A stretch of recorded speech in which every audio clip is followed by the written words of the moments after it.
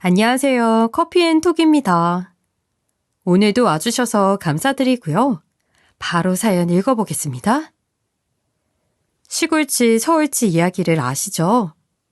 시골쥐가 먹는 음식이 초라한 것을 불쌍하게 여긴 서울쥐가 서울에 가면 먹을 것이 참 많다며 시골쥐를 서울로 데려가는데 서울은 먹을 것이 많지만 그만큼 사람들도 많아 마음 놓고 음식을 먹을 수가 없어 결국 시골로 내려간다는 전래동화죠.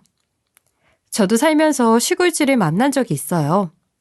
그 시골쥐는 먹을 것도 많고 사람도 많은 서울에 올라와 운 좋게 졸부가 되었다가 어느 날 시골로 쫓겨나는 신세가 되었죠.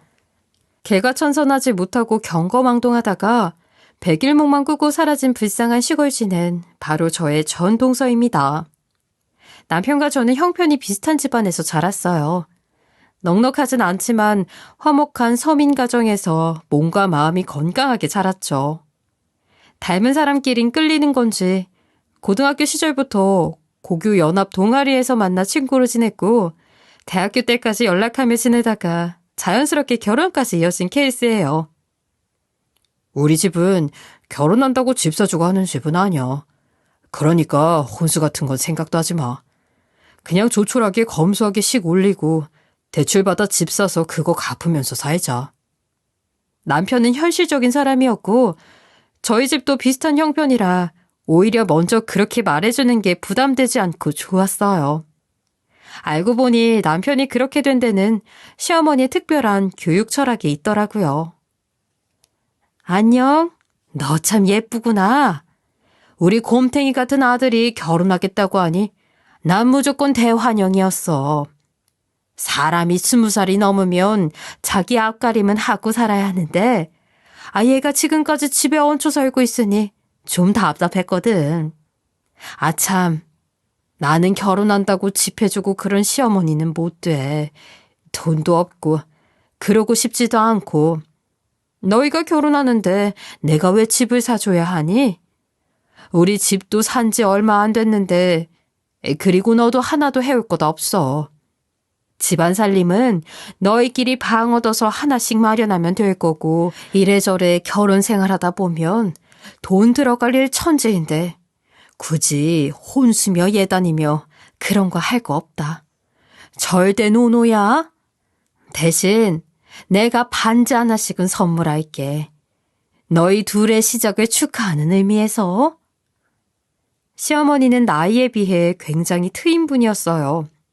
남편 얘기 들으니 부유한 집안에서 자라 어릴 적부터 엄격한 교육을 받으면서 세상에 갇힌 듯 살던 분인데 태어날 때부터 결혼 상대까지 정해져 있고 자기 삶인데 자기가 하고 싶은 것도 마음대로 못하고 사는 게 너무 체질에 안 맞아서 집을 나와 집안이랑은 연을 끊으셨다고 해요. 그 시대에 그러기 쉽지 않을 텐데 정말 대단한 분이시죠. 프랑스의 자유분방한 아가씨처럼 똑똑하고 늘 밝은 분이어서 인기도 많았는데 어머니의 선택은 늘 한결같은 아버님이었다고 해요. 집을 나와서 대학 동기인 아버님과 아버님의 자취방에서 동거 생활을 오래 했고 나중에 결혼하셔서 남편과 서방님 형제를 낳으신 거였죠. 결혼을 한다고 하니 친정엄마가 몰래 집을 사주셨는데 그 집을 팔아 두 분이 1년 동안 세계 여행을 하셨다니 천생연분이셨나 봐요. 하여튼 우리 엄마는 좀 특이해. 어렸을 때부터 다른 엄마랑 너무 달라서 민망할 때가 많았다니까. 내 동생이 엄마를 꼭 닮았고 나는 아빠를 닮았지. 아빠는 그냥 평범하신 분이니까 좀 이상한 엄마를 사랑하신 거 외에 튈 게 하나도 없는 분이니까. 영화에나 나올 법한 스토리를 가진 어머니와 그런 어머니 밑에서 남다르게 성장한 남편과 서방님이 정말 멋져 보였어요. 그에 비해 너무 서민적인 가정에서 평범하게 자란 제가 어머니의 마음에 차실까 걱정도 됐죠. 하지만 어머니는 제가 어떤 사람이건 그냥 있는 그대로 받아주시는 분이었어요. 정말 쿨한 시어머니였죠. 옷은 어디에서 샀느냐, 브랜드가 뭐냐가 중요한 게 아니야. 딱 만져보면 오래 입을 옷이 있고 그냥 못 입게 될 옷이 있어. 내 옷장에 있는 옷들 비싼 건 하나도 없단다. 그런데 그렇게 싸구려처럼 보이진 않지? 이거는 20년, 저거는 30년 된 옷들이야. 여행 다니면서 해외에서 하나둘 사기도 했지만 시장에서 산 것도 있지. 그렇게 안 보이지? 나는 항상 옷을 직접 손으로 만져보고 사거든. 옷감을 얼마나 좋은 걸 썼는지, 마감이 얼마나 정성스럽게 되어 있는지 보고 사는데 운 좋으면 그런 옷을 시장에서도 찾을 수 있어. 나 따라다니면 내가 예쁜 옷 싼 값에 사는 법을 알려줄게. 어머니는 좋은 옷 고르는 것부터 집안 정리하고 이유식 만드는 방법, 집에서 간단하게 고급 요리하는 방법까지 하나하나 알려주셨어요. 그뿐만 아니라 아이들에게 경험을 많이 시키고 너무 귀하게 키우지 말라는 교육관도 전수해 주셨죠. 남편과 시동생이 모두 명문대를 나온 건 다 그런 특별한 교육이 있기 때문이었을 거예요. 일방적으로 가르쳐 주시지도 않고 늘 이야기하듯 즐겁게 가르쳐 주시니 시어머니가 아니라 인생 멘토처럼 느껴졌어요. 어머니가 어릴 적부터 배우신 고급 교육과 특별한 가치관에서 우러난 삶의 노하우를 저는 공짜로 수업받고 있는 셈이었죠. 그런 어머니가 중심이 된 저희 집은 늘 웃음이 가득했어요. 고부 갈등 이런 건 생각도 해본 적이 없을 정도로 제가 시어머니를 너무 좋아했고 존경했어요. 아이들을 하나씩 낳으면서 시어머니의 가르침에 따라 더러운 것도 알게 하고 자립심을 길러주려고 노력했죠. 멋진 가족의 일원이 되기 위해 저도 노력을 많이 했어요. 아유, 둘째가 이번에는 시골집을 샀단다. 그건 나를 아주 쏙 빼닮았어. 어떻게 그런 생각을 다 하지? 아이, 궁금한데 우리 다 같이 놀러 가자. 캠핑카 같은 거 빌리려면 비쌀까? 아님 버스를 대절할까? 아이, 그래야 차 안에서 온 식구가 게임도 하면서 가지. 아유, 벌써 신난다. 서방님은 짐가방 하나 들고 전국 방방곡곡이며 해외까지 돌아다니면서 즉흥적으로 사는 사람이었어요. 모험을 좋아하고 모르는 사람들과도 금방 친해져서 학생 때부터 해외 봉사활동, 오지 체험 같은 걸 하면서 집에 붙어 있는 날이 없었죠. 어느 해에는 스위스에서 장인한테 가죽공예를 배우다가 이듬해에는 울산에서 자동차 공장에 다닌다고 연락이 오고 그 다음에는 명동에서 호텔 관리를 한다, 일본에서 가구 디자인을 배우고 있다 등 늘 예측 불허의 일을 하며 떠돌이 삶을 살았죠. 사주에 역마살이 있다는 말이 빠짐없이 나올 정도로 한 군데 정착해서 못 사는 사람이었고 청춘을 온전히 자기가 하고 싶은 것을 하면서 보내는 것 같아서 멋져 보이기도 했어요. 그러면서도 가족이기에 한편으로는 언제까지 저럴까 걱정이 되기도 했죠. 그런데 시어머니는 한 번도 걱정을 안 하시더라고요. 때 되면 알아서 둥지를 틀 거고 그럴 때까지 그냥 지켜보면 된다고요. 어머니 말씀은 옳았어요. 서방님은 남쪽 끝 시골 마을에 있다고 연락을 하면서 거기서 결혼할 여자도 만났다며 드디어 정착을 하겠다고 선언했죠. 전국 도보 여행을 하다 마을이 너무 조용하고 예뻐 작은 집을 하나 샀는데 거기서 지내면서 동네에 유일하게 남아있던 동서를 알게 되어 사랑에 빠진 것이었어요. 작지만 정겹고 순박한 마을을 닮은 동서가 서방님은 그렇게 예뻐 보였나 봐요. 형수님, 우리 셋이 예쁘죠? 촌스러운 게 매력적이긴 한데 아는 게 너무 없어 다리예요. 심지어 엘리베이터도 잘 못하더라고요. 형수님이 순진한 동생 하나 생겼다 생각하시고 하나하나 좀 봐주시면 안 될까요? 그래도 결혼식은 올려야 하는데 늦둥이라 장인 장모님이 너무 연로하셔서요. 부탁 좀 드릴게요. 어머님, 아버님, 저랑 남편, 그리고 애들까지 서방님 시골집을 방문하던 날 서방님은 저에게만 몰래 이런 부탁을 하시더라고요. 아닌 게 아니라 시댁 식구들 올라온다고 원피스에 힐까지 신고 걸어 나오는데 처음 신는 구두라 뒤뚱거리고 유행이 좀 지난 듯한 원피스를 입어 어색한 모습이 너무 귀여운 동서였어요. 시어머니도 도시 아가씨들처럼 새하얗고 곱진 않아도 새까만 얼굴에 깨가 송송 나고 머리카락도 푸석푸석한 자연미가 넘치는 동서가 마음에 드시는 눈치셨어요. 언젠가는 이런 날 올 줄 알았지만 생각보다 빠르네. 그리고 내 상상을 완전히 벗어났어. 기특한데 내 아들? 시어머니는 여행 작가나 개성 있는 사업을 하면서 살아갈 줄 알았던 서방님이 시골집에 정착해서 시골 아가씨와 결혼까지 한다고 하는 게 마냥 흥미로우신 것 같았어요. 동서라고 불러도 되지? 늦둥이 외동딸이라 형제도 없다면서 나를 언니라 생각하고 편하게 지내. 식은 어떻게 하기로 했어? 그래도 동네 어르신들이랑 모실 수 있게 준비해야 하겠지? 오빠는 여기 앞마당에서 동네 잔치처럼 시끌벅적하게 결혼식 하자는데 전 그래도 여자로 태어나서 웨딩드레스 입고 멋진 예식장에서 식은 한번 올리고 싶어요. 사진도 예쁘게 찍고 신혼여행도 해외로 가고요. 솔직히 저도 그러고 싶고 그러지요. 순박한 얼굴로 은근히 할 말 다 하는 동서의 태도에 좀 놀라긴 했지만 여자라면 그럴 수 있겠다. 이해가 갔어요. 그래서 어머님께 말씀드리고 읍내에 있는 예식장에서 식을 올리기로 했어요. 그리고 다음 날 읍내에 있는 중식당에서 바로 상견례를 치렀어요. 동서의 부모님은 연세가 많으셨는데 심지어 아버지는 80이 넘으셔서 지팡이를 짚고 나오셨더라고요. 어머니도 이른이 훨씬 지나셨는데 저희를 보자마자 고개를 숙이면서 감사하다, 감사하다를 연발하시더라고요. 있지라, 저희가 하도 애가 안 생겨 애 없는 팔자인가 보다 하고 살다가 이 사람 나이 50 다 돼서 임신이 돼서 겨우 얻은 자식이 바로 저놈이요. 늦둥이의 여식이라 그저 건강하게만 자라라고 저희가 엄하게 가르치질 못했어라. 아따, 그래서 어디 시집이나 갈까 싶었는디 우리 김서방이 외지에서 굴러 들어와서는 내 딸내미랑 눈이 맞아 불지 모여라. 김서방은 좋은 대학 나오고 외국도 많이 다니고 한 모양이던데 이놈은 시골에서 나고 자라 아무것도 아는 게 없지라.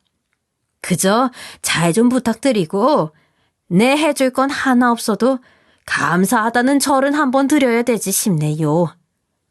그러면서 사돈 어르신은 갑자기 의자에서 일어나시더니 식당 바닥에서 어머님, 아버님께 절을 하셨어요. 아유, 이러지 마세요, 사돈 어른. 감사는 저희가 드려야지요. 귀하고 귀한 외동딸을 저희한테 주신다니 저희가 감사하죠. 게다가 이렇게 건강한 곳에서 건강하게 자란 며느리라니 저희는 그저 과분할 뿐이에요. 그렇게 첫 만남을 가진 후 한 달 정도 있다가 저만 다시 서방님 댁에 내려갔어요. 동서와 함께 식장도 예약하고 드레스랑 이것저것 기본적인 준비를 하려고요. 준비가 어느 정도 끝이 나고 하루는 어머님이 서방님과 동서를 서울로 초대하셨어요. 저에게 해주신 것처럼 반지도 해주고 따뜻한 밥 한 끼도 해주고 싶으셔서요. 터미널에는 제가 나갔는데 시댁까지 가는 내내 웃음이 그치질 않았어요. 동서는 완마 참말로를 반복하며 난생 처음 와본 서울의 모습에 감탄사를 연발했죠. 택시도 처음 타봤다. 에스컬레이터도 처음 타본다. 한강이 진짜 길다는 등 아이처럼 신기함을 감추지 못하는데 그 모습이 정말 귀엽더라고요. 환영한다 막내 며느리. 오늘은 내가 특별히 너희를 위해서 궁중 요리로 한상 차려봤어. 호텔 한정식 코스 안 부럽게 차렸으니 많이들 먹어라. 어머니는 신선로의 용봉탕, 구절판, 탕평채 등 임금님 수라상이 부럽지 않은 한상을 차려놓으셨더라고요. 그 훌륭한 솜씨에 감탄할 수밖에 없었어요. 아유, 어머니 이걸 다 혼자 차리셨어요? 저 부르시죠. 네가 애들 마중 나간다는데 어떻게 그러니? 너희들이 이렇게 친자매처럼 잘 지내는 게 나는 더 좋구나.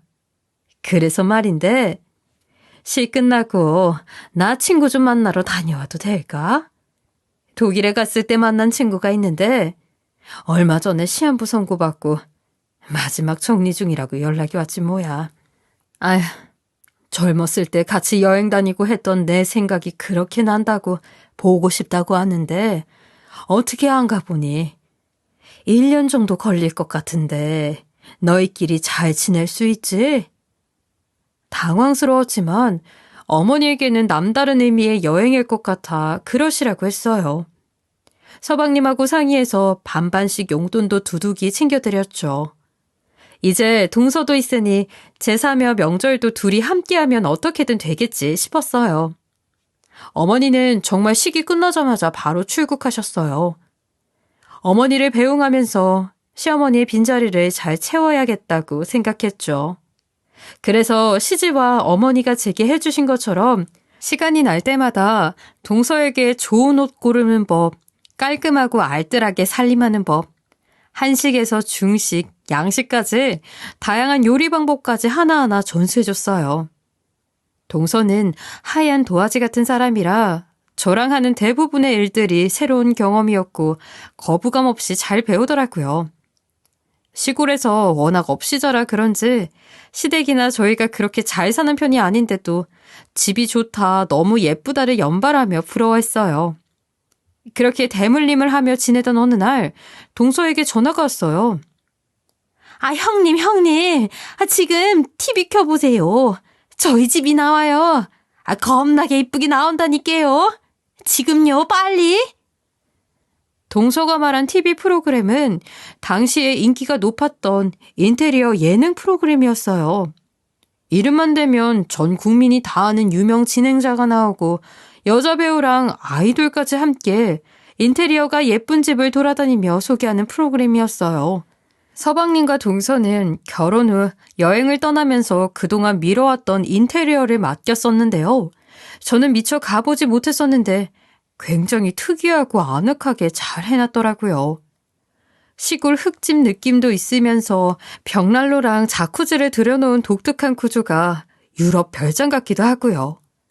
아담한 마당에 꽃밭도 만들고 연못도 파놓았는데 전에는 보지 못한 한국 시골식과 유럽식을 접목한 듯한 독특함이 시선을 사로잡았어요.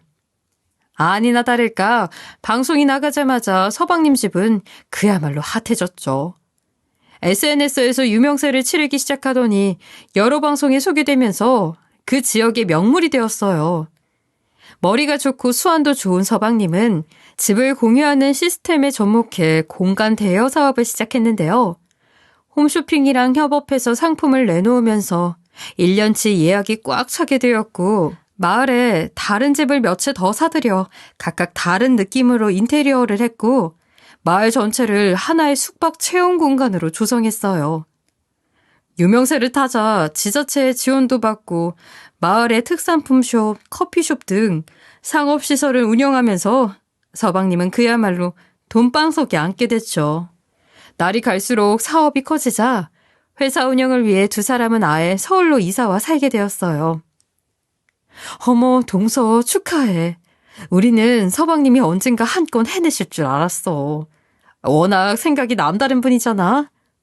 이제 가까이에 사니까 더 자주 보겠네. 서울이 낯설겠지만 내가 있으니까 너무 걱정 말고. 형님, 전 서울이 너무 좋아요. 매일 밤 달 보면서 그렇게 서울에서 살고 싶다고 소원을 빌었는데 이렇게 빨리 소원이 이루어질 줄 몰랐어요. 그럼 형님만 믿을게요. 저 많이 도와주세요. 어머님이 안 계시는데 서방님과 동서가 올라오니 왠지 안정적인 느낌이 들더라고요.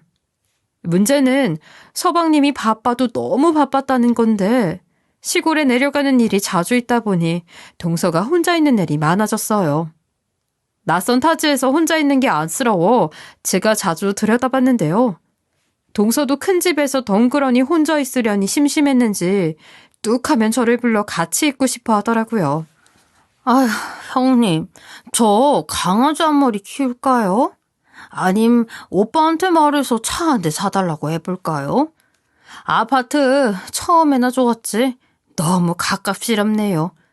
형님, 오늘 저랑 쇼핑 가실래요? 우리 백화점 가서 맛있는 것도 먹고 재밌게 놀아요. 네? 그런 식으로 동서의 무료함을 달래주기 위해 같이 쇼핑하고 외식하는 날이 하루하루 늘어가자 제 생활이 엉망이 되더라고요. 말이 같이 쇼핑하는 거지. 대부분 동서가 사고 싶은 걸 사는 걸 옆에서 지켜보고 어울리는지 안 어울리는지 봐주고 하는 게 다였어요. 늘 아이들 하원 시간이 다 돼서야 헤어지는 일이 반복되다 보니 집안일은 뒷전일 수밖에 없어 동서에게 말해야겠다 결심했죠. 동서, 나 애들 유치원 갔다 오면 케어하고 신랑 들어오면 밥 해주고 해야 해서 이렇게 오래 못 나와 있어. 이제 동서도 서울 적응했지? 지하철 타고 버스 타고 하면 어디든 갈 수 있으니까 재미삼아 혼자 다니고 해봐. 힘든 일 있으면 전화하고 그땐 내가 달려갈게. 동서는 그 말에 섭섭했는지 뚱한 표정을 짓더니 알았다고 하더라고요. 미안한 감이 없지 않았지만 저도 제 생활이 있어서 어쩔 수 없었어요. 혼자 다니기로 결심했는지 얼마 안 있어 동서는 차를 뽑고 강아지도 샀더라고요. 그리고 집이 커서 청소하기가 힘들다고 도우미 아주머니까지 쓴다고 하더라고요. 그 말을 들었을 땐 한마디 해줘야 되겠다 싶었어요. 어머니가 계시다면 분명 알뜰하지 못한 살림에 한 소리 하셨을 테니까요. 동서, 그래도 그건 좀 심했다. 집에 있는 동안 살살 청소기 돌리고 반찬 해놓고 하면 되는데 그게 힘들다고 사람을 쓰면 어떡해. 아직 애들도 없는데 지금 아니면 살림 단출할 날도 이젠 없어. 이럴 때라도 내 손으로 집 가꾸고 해야지. 그리고 사업이라는 게 언제 어떻게 될지 모르는 건데 그렇게 돈 막 쓰고 그러면 안 돼. 잘 모아뒀다 꼭 필요할 때 요긴하게 써야지. 그런데 동서는 그게 잔소리로 들렸는지 입을 삐죽대더라고요. 그러더니 그럼 형님이 좀 와서 도와주세요. 전 힘들어서 못하겠어요. 그냥 해달라는 거 아니에요. 설마 제가 입 싹 닦겠어요? 성의 표시는 할게요, 형님. 네? 그게 무슨 소리야? 아니, 날 알바로 쓰겠다는 얘기야? 아휴, 그냥 도움 필요하면 그때그때 얘기하고 웬만하면 동서가 스스로 살림 잘 꾸려가 봐. 나중에 어머니 모시면 정말 한 소리 듣기 전에. 동서는 이번에도 뚱한 표정을 짓더니 알았다고 하더라고요. 제 이야기가 마음에 들지는 않는 눈치였지만 저도 어머니 대신이다 보니 할 말을 안 하고 넘어갈 순 없었어요. 그렇게 헤어지고 며칠 뒤 동서에게 전화가 왔어요. 몸이 안 좋은 것 같다고 강아지를 유치원에서 데려와 달라고요. 오래 두면 추가 비용 내야 된다고 시간 맞춰 데려와야 한다는데 좀 황당했지만 그렇게 했어요. 몸도 안 좋다는데 모른 척하기가 힘들어서요. 그런데 집에 가봤더니 정말 동서는 침대에 누워있더라고요. 어디가 아프냐고 병원에 가자고 하니까 괜찮다고 밤에 잠을 못 자서 그런 거라고 했어요. 아픈 것도 아닌데 사람 심부름을 시키는 건가 의심이 되기도 했지만 시골집과는 전혀 다른 서울 생활 적응하려면 힘들겠지 싶어 그냥 두었어요.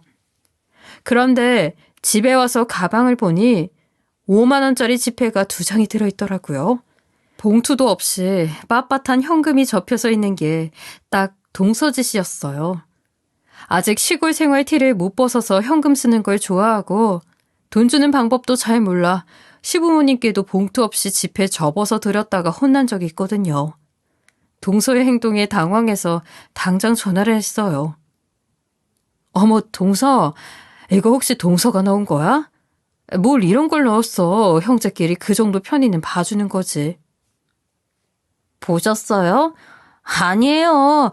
그래야 제가 편하죠. 그냥 받으세요.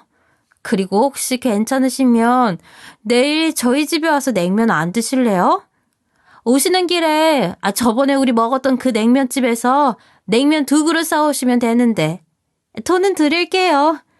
몸도 찌뿌둥하고 시원한 냉면 생각이 계속 나는데 오빠는 오늘도 늦는다고 하고. 형님, 그렇게 해주실 거죠?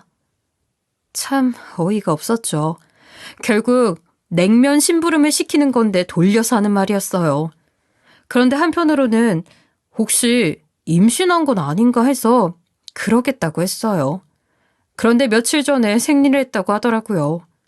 그렇게 냉면 심부름을 하고 집에 와 보니 또 가방에 10만 원이 들어있더라고요. 기가 막혔지만 다음에 만나면 주기로 하고 전화까진 하지 않았어요. 그렇게 동서의 심부름 셔틀이 시작됐죠.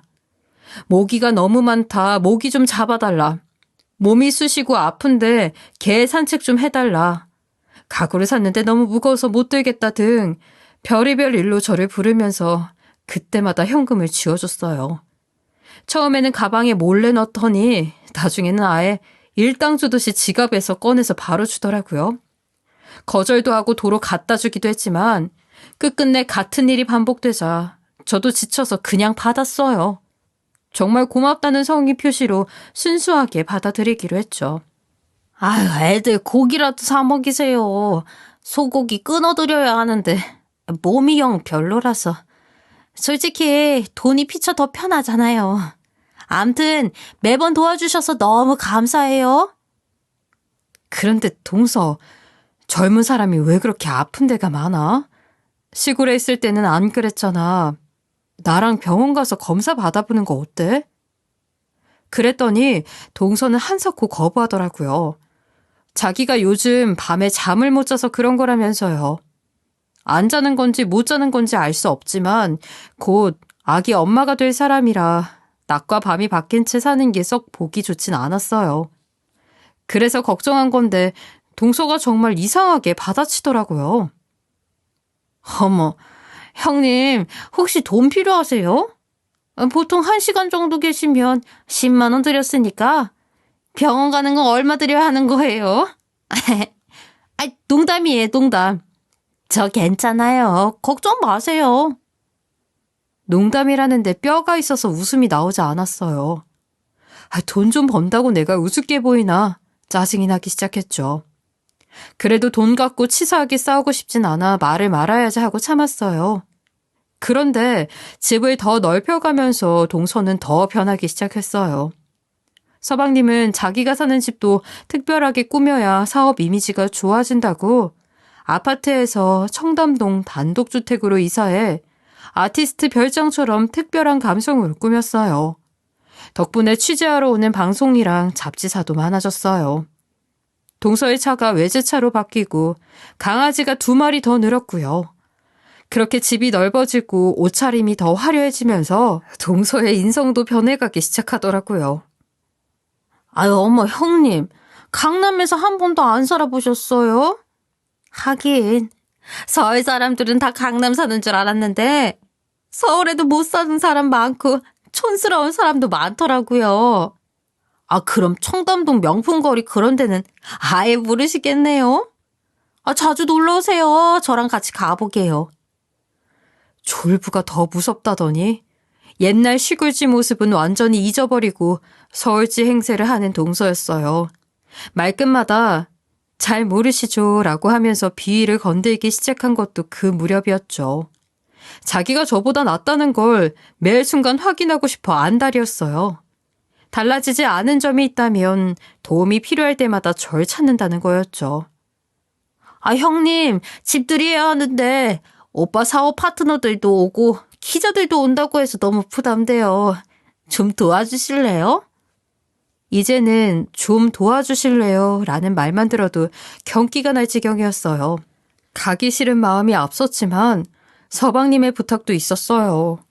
어머니도 안 계시니 어머니 대신 도와주시면 안 되겠냐고요. 그래서 어쩔 수 없이 상의를 하러 약속 장소에 나갔어요.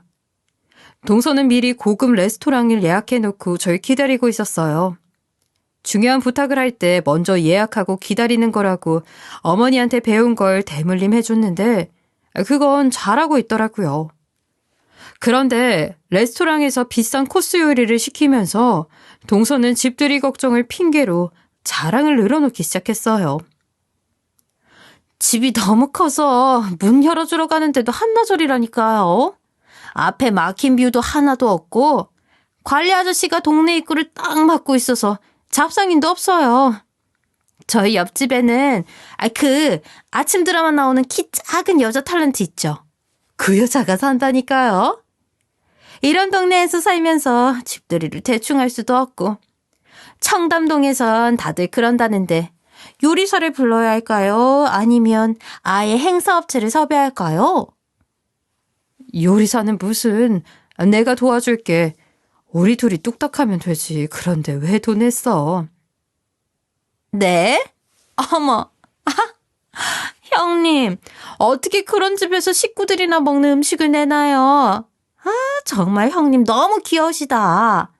온갖 유명한 사람들이 많이 온다니까요. 성대한 파티는 못해도 요리는 제대로 내야죠. 형님은 그냥 음식 날라주시면 될 것 같아요. 지금껏 다양한 요리를 가르쳐준 지난날이 부끄러울 정도로 동서는 말을 싸가지 없게 하더라고요. 저를 얼마나 우습게 보면 그냥 음식이나 나르라고 하는지 그런 생각하니 기분은 나빴지만 덕분에 집들이 음식까지 하는 일은 없겠네 하고 넘어갔어요. 다 서방님을 생각해서요. 그리고 식사를 마치고 동서가 계산을 하는 그동안 레스토랑 로비에서 잠시 기다리는데 의자가 보이기에 거기에 앉았어요. 혼자 앉는 의자가 안 어울리게 여기 있네 싶었는데 동서가 멀리서 저를 보더니 크게 웃더라고요. 어머, 형님, 그거 의자 아니고 작품이에요. 그게 얼마짜리 작품인데. 어서 일어나세요. 어머, 사장님, 죄송해요. 저희 형님이 잘 모르셔서. 저거 20년 된 아파트 한 채 값 정도는 하죠. 형님 잘못하면 집 날리실 뻔했어요. 순간적으로 벌떡 일어났고 수치심이 밀려와 얼굴이 빨개졌어요. 더 이상 동서를 돕고 싶다는 생각이 들지 않았죠. 하지만 도와달라고 부탁하는 자리에 나와 밥까지 얻어먹었는데 이제 와서 안 한다고 할 수도 없었어요. 빨리 가서 일 끝내고 오는 수밖에 없겠다 싶었죠. 드디어 집들이를 하는 날 동선의 집에 도착했어요. 이사하고 처음 가보는 동선의 집은 정말 입이 딱 벌어질 정도로 멋진 대저택이었어요. 수수하게 입고 온 옷이 부끄러울 정도였죠. 일하는 분들도 정장을 쫙 빼입었는데 저만 너무 초라해 보였어요. 그런데 정작 집에 동서가 없더라고요. 업체에서 나와 파티 준비를 하는 사람들만 북적였어요. 꽃장식 주문한 것 때문에 밖에 나와 있어요. 곧 도착해요. 오빠는 저녁 늦게 나올 것 같아요. 음식은 잘 준비되고 있어요? 형님, 제가 마당은 와인 파티 분위기로 하고 거실은 레스토랑 분위기로 해달라고 했는데 체크 좀 해주세요. 그런 거 잘 모르시나? 그럼 주문서랑 비교해보고 음식 빠진 거 없이 왔나라도 확인해주세요. 그리고 오늘은 제가 특별히 더 성의 표시할 테니까 걱정 마시고 부탁 좀 드려요. 말만 부탁이지 일하는 사람을 부리는 말투였어요. 어이가 없었지만 도와주기로 했으니 그거라도 하고 손님들이 오시기 전에 빨리 자리를 뜨고 싶었어요. 그래서 주문 내역을 얼른 확인하고 동서에게 전화를 했죠. 동서 어디쯤이야? 체크해 봤는데 대충 맞는 것 같아. 나 이제 가볼게. 옷차림도 그렇고 손님들 오시기 전에 가는 게 나을 것 같아서. 그럼 집들이 잘해? 어머, 형님 잠깐만요. 저 아직 도착 전인데 가버리시면 어떡해요. 음식 날라주시기로 했잖아요. 어차피 손님들 형님이 저희 식구인 거 모를 거예요. 그래도 신경 쓰이시면 옷장에서 제 옷 아무거나 걸치세요. 제가 오늘은 30 드릴게요. 두어 시간만 계셔주세요. 왜 말이 없어요? 부족해요? 어머, 형님. 그 정도면 이 동네 시세보다 훨씬 비싼 수준인 거 아시죠? 가족이니까 신경 써드린다는데. 설마 기분 나쁘셨어요? 동서, 내가 참을 만큼 참았는데 더 이상은 안 되겠다. 좋은 날 큰 소리 내고 싶지 않으니까 빨리 와서 동서 일은 동서가 해. 난 갈게. 배신감에 치가 떨렸어요. 돈이라는 게 형님이란 위치도 한순간에 바꿔버릴 수 있다는 생각이 허망하더라고요. 시골지 떼벗겨 서울지로 만들었더니 돌아오는 건 일당 30만 원짜리 식모살이었어요. 제 자신이 초라하고 가난하게 느껴지는 게 당장 몇백억이라도 빌려와 더 좋은 집에 살면서 똑같이 복수해주고 싶은 심정이더라고요. 처음으로 돈 없는 제 처지에 서글픔이 밀려왔어요. 그때 멀리서 바퀴 굴러오는 소리가 들리더라고요. 헬로, 우리 큰며느리가 먼저 와 있었네. 잘 있었어, 우리 며느리? 와, 집 좋다. 우리도 이제 진짜 성공했구나. 1년 만에 만난 어머니는 저를 끌어안으시며 반갑다고 인사하셨어요. 가족들 모르게 서프라이즈로 들어오신 거였죠. 그런 어머니를 보자마자 눈물이 왈칵 쏟아졌죠. 어머, 그렇게 반갑니? 서프라이즈 하길 잘했지? 둘째도 너처럼 감동받을까? 근데 애들은 집에 없는 거야? 오케이, 그럼 내가 저 나무 뒤에 몰래 숨어 있을게. 우리 막내 며느리도 얼마나 기뻐할지 우리 지켜보자고. 그럼 난 숨는다.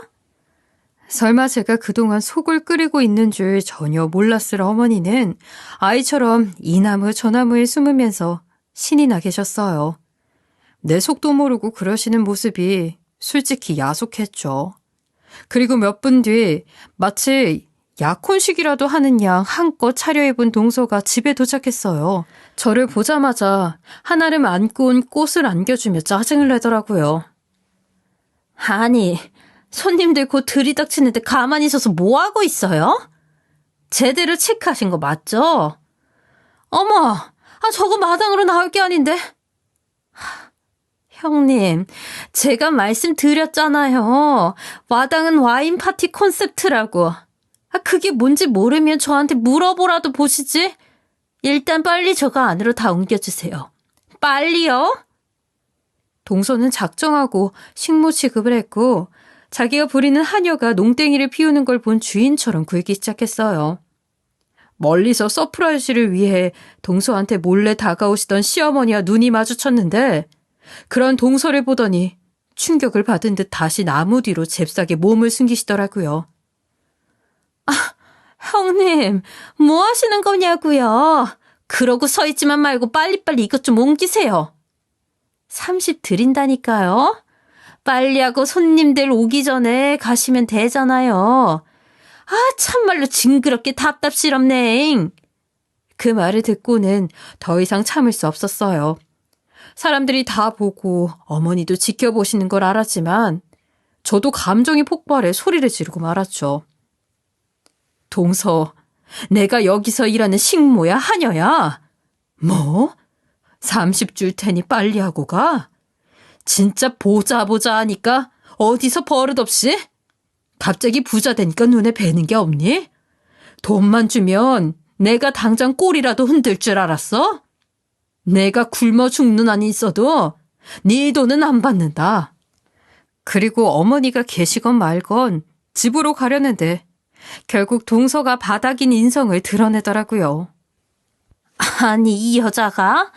무슨 말을 그렇게 삐딱하게 하셔? 30이 적어요. 여기 식모들 일당보다 세게 쳐드리겠다는데 그게 그렇게 불만이에요.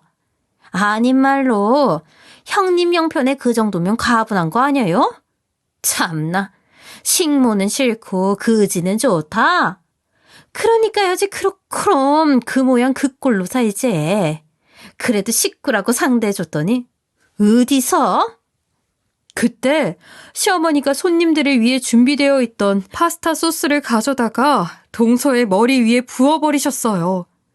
파티용이라 양도 상당해서 동서의 명품 드레스가 소스로 푹 젖어버리고 말았죠. 따뜻한 상태여서 놀랐는지 동서는 펄럭거리며 난리를 치더라고요. 하필 초록색 드레스를 입어서 그 모습이 뜨거운 불에 댄 개구리처럼 보였어요.